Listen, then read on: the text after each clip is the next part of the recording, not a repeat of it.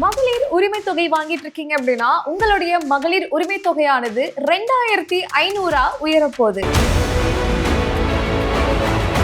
கூடுதலா தமிழக மக்களுக்கு அதிகப்படியான நலத்திட்டங்கள் அறிவிக்க போறாங்க. அது என்னென்ன? ஆகஸ்ட் 5ஆம் தேதி தமிழகத்துடைய அதுவும் டிவிக்குடைய முதல் பட்ஜெட் ஆனது தாக்கல் செய்ய போறாங்க. இந்த பட்ஜெட்ல என்ன மாதிரியான நலத்திட்டங்கள் வரப்போது, யாரெல்லாம் பயன்பெற போறாங்க, அண்ட் குறிப்பா என்ன மாதிரியான நலத்திட்டங்கள் இதுல எதிர்பார்க்கலாம்?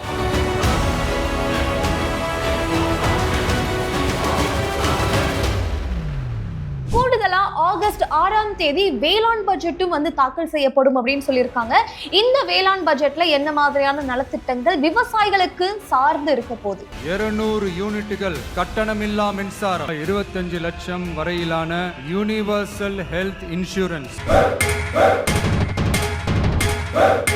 பெண்களுக்கு, குழந்தைகளுக்கு, முதியவர்களுக்கு, விவசாயிகளுக்கு எல்லா தரப்பில் இருக்கக்கூடிய எல்லாருக்குமே சார்ந்த ஒரு பட்ஜெட்டா இது இருக்குமா அப்படின்றத பார்க்க போறோம். சோ இன்னைக்கு இந்த வீடியோல டிவிகே அரசால தாக்கல் செய்யப்படக்கூடிய முதல் பட்ஜெட் என்னெல்லாம் எதிர்பார்க்கலாம், எதெல்லாம் நடக்கிறதுக்கான வாய்ப்புகள் இருக்கு அப்படின்ற பல விஷயங்களை முழுமையா இதுல பார்க்க போறோம். அதனால வீடியோவை கடைசி வரைக்கும் ஸ்கிப் பண்ணாம பாருங்க. பாஸ் பல டெய்லி தமிழ் நேயர்களுக்கு வணக்கம். நான் மதுமிதா. டிவிகே ஆட்சிக்கு வந்ததுக்கு அப்புறமா எல்லார்கிட்டயும் இருந்த பெரிய எதிர்பார்ப்பு என்ன அப்படின்னா, இவங்களுடைய தேர்தல் வாக்குறுதிகளை எப்போ செயல்படுத்த ஆரம்பிப்பாங்க அப்படின்ற ஒரு பெரிய எதிர்பார்ப்பு இருந்தது. ஆட்சியை பிடிச்ச உடனே ஆட்சிக்கு வராங்க அப்படின்ற அன்னைக்கே ஒரு 3 தேர்தல் வாக்குறுதிகளை செயல்படுத்துறாங்க. ஃபர்ஸ்ட் ஒன் 200 யூனிட் மின்சாரமானது இலவசம் அப்படின்னு சொல்லியிருந்தாங்க. ரெண்டாவது எங்களுடைய ஆட்சியில பெண் பாதுகாப்பு அப்படின்றது ரொம்பவே சிறப்பா இருக்கும், அதுக்காக ஒரு சிறப்பு படையானது செயல்படுத்தப்படும் அப்படின்னு சொல்லி சிங்கப்பெண் சிறப்பு படையானது வெற்றிகரமா லான்ச் ஆகி இப்ப நிறைய இடங்கள்ல வெற்றிகரமா செயல்பட்டு இருக்கு. மூன்றாவது போதைப் பொருட்களுக்கு நாங்க எதிரானவங்க. போதைப் பொருட்களை எப்போதுமே எங்க ஆட்சியில நாங்க சப்போர்ட் பண்ணவே மாட்டோம். இந்த போதைப் பொருட்களுக்கு எதிராக பாத்தீங்க அப்படின்னா போதைப் பொருள் தடுப்பு படையானது உருவாக்குனாங்க. இவங்க ஆட்சிக்கு வந்த உடனே போட்ட 3 முதல் கையெழுத்துமே இந்த 3 திட்டங்களுக்காக தான். அடுத்தடுத்து நிறைய திட்டங்கள் செயல்படுத்த ஆரம்பிச்சாங்க. அண்ட் இப்ப ரீசெண்டா பாத்தீங்க அப்படின்னா தாய்மாமன் தங்க மோதிரம் திட்டமானது லான்ச் ஆகும். அது குறிப்பா அதுக்கு ஒரு டேட் கொடுத்திருந்தாங்க. இந்த டேட்ல இது லான்ச் ஆகும். அந்த தேதியில இருந்து பிறக்கக்கூடிய எல்லா குழந்தைகளுக்குமே 1 கிராம் தங்க மோதிரமானது கொடுக்கப்படும். ஆண் பெண் 2 குழந்தைகளுக்குமே கொடுக்கப்படும் அப்படின்னு சொல்லியிருந்தாங்க. அண்ட் அது மட்டும் இல்லாம மாணவர்களுக்கு பாத்தீங்க அப்படின்னா இந்த காலை உணவு திட்டத்தை எக்ஸ்டெண்ட் பண்ணியிருந்தாங்க. அதாவது 5ஆம் வகுப்புல இருந்து 8ஆம் வகுப்பு வரைக்கும் படிக்கக்கூடிய அரசு பள்ளிகள்ல படிக்கக்கூடிய மாணவர்களுக்கு காலை உணவு திட்டமானது எக்ஸ்டெண்ட் பண்ணியிருந்தாங்க. அது அண்ணா அவர்களுடைய பிறந்த நாள் அன்னையிலிருந்து இது நடைமுறைக்கு வரும் அப்படின்னு சொல்லியிருந்தாங்க. சோ அடுத்தடுத்து இவங்க ஆட்சிக்கு இவங்க கொடுத்த எந்தெந்த தேர்தல் வாக்குறுதிகளா இருக்கும் இது எல்லாத்தையுமே நடைமுறைக்கு ஒன்னொன்னா கொண்டு வந்துட்டு இருந்தாங்க. இப்போ ரீசெண்டா பாத்தீங்க அப்படின்னா வெள்ளை அறிக்கையானது வெளியிட்டு இருந்தாங்க. இதுல அவங்க சொல்லியது ஒரு விஷயம் என்ன அப்படின்னா, போன ஆட்சி காலத்துல பாத்தீங்க அப்படின்னா இத்தனை கோடி கடனானது விட்டுட்டு போயிருக்காங்க. கிட்டத்தட்ட 13 லட்சம் கோடி கடனானது விட்டுட்டு போயிருக்காங்க. இது எல்லாத்தையுமே சரி செய்யணும். அரசாங்கத்துக்கு வட்டி கட்டுற அந்த ஒரு சுமையானது ஒண்ணு இருக்கு. கூடுதலா இவ்வளவு கடன் வச்சுக்கிட்டு அடுத்தடுத்து நலத்திட்டங்களை செயல்படுத்துறது அப்படின்றது கொஞ்சம் ஒரு கஷ்டமான ஒரு சுச்சுவேஷன் தான். பட் இருந்தாலுமே முடிஞ்ச வரைக்கும் மக்களுக்கு நாங்க என்ன மாதிரியான நலத்திட்டங்கள் கொண்டு வர முடியுமோ எல்லா நலத்திட்டங்களுமே நாங்க கொடுப்போம் அப்படின்னு சொல்லியிருந்தாங்க. சோ இந்த ஒரு சுச்சுவேஷன்ல ஆகஸ்ட் 5ஆம் தேதியானது தமிழக பட்ஜெட் தாக்கல் செய்ய இருக்கு. 6ஆம் தேதி பாத்தீங்க அப்படின்னா வேளாண் பட்ஜெட் தாக்கல் செய்ய இருக்கு. சோ இந்த ஒரு நிலைமையில என்ன மாதிரியான எதிர்பார்ப்புகளை நம்ம எதிர்பார்க்கலாம், என்ன மாதிரியான நலத்திட்டங்கள் இவங்க அறிவிக்கிறதுக்கான வாய்ப்புகள் இருக்கு அப்படின்றத நம்ம இன்னைக்கு பார்க்கலாம். இதுல ஃபர்ஸ்ட் ரொம்ப ஆர்வமா எல்லாரும் எதிர்பார்க்கக்கூடியது இவங்களுடைய இந்த மகளிர் உரிமை தொகையானது 1000 ரூபாய் இப்ப வாங்கிட்டு இருக்காங்க இல்லையா, அதை நாங்க ஆட்சிக்கு வரோம் அப்படின்ற பட்சத்துல 2500 நாங்க கொடுப்போம். கூடுதலா 60 வயசுக்கு மேல இருக்கக்கூடிய முதியவர்களுக்கு பாத்தீங்க அப்படின்னா 3000 அது வழங்கப்படும் அப்படின்னு சொல்லியிருந்தாங்க. சோ அந்த ஒரு நிலையில அதுக்கான அந்த கணக்கெடுப்பு விறுவிறுப்பா ஆரம்பிச்சிருந்தது. சோ ஒருவேளை கணக்கெடுப்பு எடுக்கிறாங்க, புதுசா நிறைய பேர் இந்த இதுல சேர்க்கிறாங்க அப்படின்ற பட்சத்துல மேபி பட்ஜெட்டுக்கு முன்னாடி இந்த கணக்கெடுப்பானது கரெக்டா முடிஞ்சிருச்சு அப்படின்ற பட்சத்துல பட்ஜெட்ல இந்த ஒரு திட்டத்தை செயல்படுத்துறதுக்கான வாய்ப்புகள் இருக்கு. So first one. சோ இதுல ரெண்டாவது என்ன எதிர்பார்க்கலாம் அப்படின்னு பாத்தீங்கன்னா, ரீசெண்டா நிறைய பார்த்திருப்பீங்க, இந்த நிறைய பேருந்தை கொள்முதல் பண்றதுக்கான பணியானது போய்கிட்டு இருக்கு. நிறைய டெண்டரை கேன்சல் பண்ணியிருந்தாங்க. மறுபடியும் டெண்டர் நிறைய கொடுக்கறதுக்கான அந்த பணியுமே விறுவிறுப்பா நடந்துட்டு இருந்துச்சு. சோ இந்த வகையில இந்த இலவச பேருந்து அப்படின்ற ஒரு விஷயம் அவங்களுடைய தேர்தல் வாக்குறுதியில கொடுத்திருந்தாங்க. சோ இந்த இலவச பேருந்து திட்டமானது மறுபடியும் நடைமுறைக்கு வரதுக்கான வாய்ப்புகள் இருக்கு. இந்த திட்டத்தையுமே வந்து இந்த பட்ஜெட்ல அறிவிக்கிறதுக்கான சான்சஸ் இருக்கு.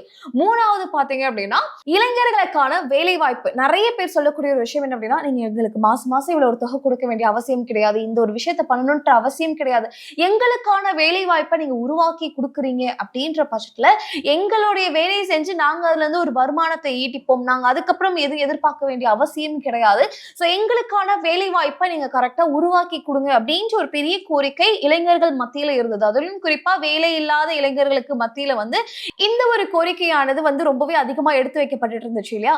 சோ இதுக்கான இந்த வேலை வாய்ப்புகள் என்னென்னலாம் இருக்கும், இந்த வேலை வாய்ப்புகளை வந்து விறுவிறுப்பா எவ்வளவு கவுண்ட் இருக்கு, அதுலயும் குறிப்பா இந்த மின்துறையா இருக்கட்டும், அப்புறம் வந்து இந்த ஆசிரியர் கவர்மெண்ட் ஸ்கூல்ல எல்லாம் பாத்தீங்க அப்படின்னா 5 ஆசிரியர்கள் இருக்க வேண்டிய இடத்துல வந்து ஒரு ஆசிரியர் தான் இருக்காங்க. சோ இந்த ஆசிரியர்கள் தட்டுப்பாடும் அப்படின்றதுமே ரொம்ப அதிகமா இருக்கு. சோ இந்த ஒரு சுச்சுவேஷன்ல இந்த வேலை வாய்ப்பு எவ்வளவு இருக்கு அப்படின்றது கணக்கெடுத்து கரெக்டா அதுக்கான அந்த முயற்சியை எடுத்து இளைஞர்களுக்கு எவ்வளவு வேலை வாய்ப்பு முடிஞ்ச வரைக்கும் கொடுக்க முடியுமோ இதை வந்து கொடுக்கறதுக்கான அந்த ஒரு எக்ஸ்பெக்டேஷனுமே இந்த ஒரு பட்ஜெட்ல வந்து செயல்படுத்துறதுக்கான வாய்ப்புகள் இருக்கு அப்படின்னுமே இளைஞர்கள் மத்தியில ஒரு பெரிய எதிர்பார்ப்பு இருக்கு. சோ இதுல அடுத்து மக்களிடையே ரொம்ப பெரிய எதிர்பார்ப்பு இருக்கக்கூடிய இன்னொரு விஷயம் என்ன அப்படின்னா வேளாண் பட்ஜெட்.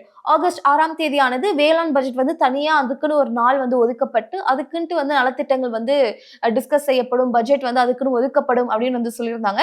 இந்த நிலையில விவசாயிகள் மத்தியில என்ன மாதிரியான எதிர்பார்ப்புகள் இருக்கு அப்படின்னு பாத்தீங்கன்னா, இப்போ இவங்க ஆட்சிக்கு வந்ததுக்கு அப்புறமா 2 விஷயத்தை வந்து இம்ப்ளிமெண்ட் பண்ணியிருந்தாங்க. ஒண்ணு வந்து பாத்தீங்க அப்படின்னா பயிர்க்கடன் தள்ளுபடி, அவங்களுடைய தேர்தல் வாக்குறுதியில ஒண்ணு கொடுத்திருந்ததுதான். அந்த பயிர்க்கடன் தள்ளுபடி வந்து ஃபர்ஸ்ட் ஒரு பட்டியல் கொடுத்திருந்தாங்க. விவசாயிகள் மத்தியில அது ஒரு பெரிய எதிர்ப்பு வந்து கொடுத்திருந்தாங்க. இல்ல நாங்க எதிர்பார்த்த அளவுக்கு இந்த பயிர்க்கடன் தள்ளுபடியானது இல்ல அப்படின்னு சொல்லி மறுபடியும் அதை வந்து பரிசீலனை பண்ணி இன்னொரு ஒரு பட்டியல் வந்து வெளியிட்டு இருந்தாங்க. சோ அடுத்து பாத்தீங்க அப்படின்னா குறுவை சிறப்பு தொகுப்பானது வந்து அறிவிக்கப்பட்டிருந்துச்சு.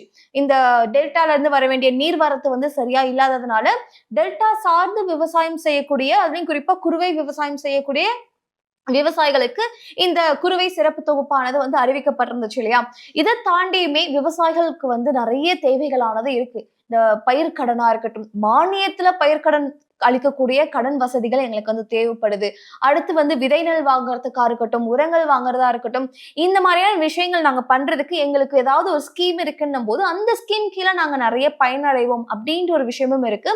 மேபி இதெல்லாம் விவசாயிகளுக்கு என்ன மாதிரியான எதிர்பார்ப்புகள் இருக்கோ, சோ இதை எல்லாத்தையும் பூர்த்தி செய்யற வகையில ஏதாவது ஸ்கீம்ஸ் இன்ட்ரோடியூஸ் பண்ணுங்க அப்படின்ற மாதிரியே வந்து கோரிக்கை எடுத்து வச்ச நிலையில இதுவுமே வந்து இம்ப்ளிமெண்ட் பண்றதுக்கான வாய்ப்புகள் இருக்கு. ரெண்டாவது சப்சிடியில வந்து நிறைய நலத்திட்டங்களானது எங்களுக்கு தேவைப்படுது அப்படின்ற மாதிரி சொல்லியிருக்காங்க. சோ நாங்க ரொம்பவே கஷ்டப்படுறோம், எங்களால முழு தொகையை போட்டு ஒரு பொருளையோ ஒரு விஷயத்தையோ எங்களால வந்து கடன் இருக்கட்டும், இல்ல வந்து வேற ஏதோ ஒரு எக்யூப்மெண்ட் வாங்குறோம், எங்களுக்கு ஒரு தேவை இருக்கு அதை நாங்க வாங்குறோம் அப்படின்ற பட்சத்துல 2 லட்சம் 3 லட்சம் கொடுத்து எங்களால வாங்க முடியாது, அதை நீங்க அரசாங்கமே எங்களுக்கு சப்சிடியில கொடுக்குறாங்க அப்படின்ற பட்சத்துல அது ரொம்பவே உதவியா இருக்கும். சோ இது சப்சிடி சார்ந்த ஏதாவது நலத்திட்டங்கள் வருது, நலத்திட்டங்கள் இருக்கு அப்படின்னும் போது அது எங்களுக்கு ரொம்பவே யூஸ்ஃபுல்லா இருக்கும் அப்படின்னு சொல்றாங்க.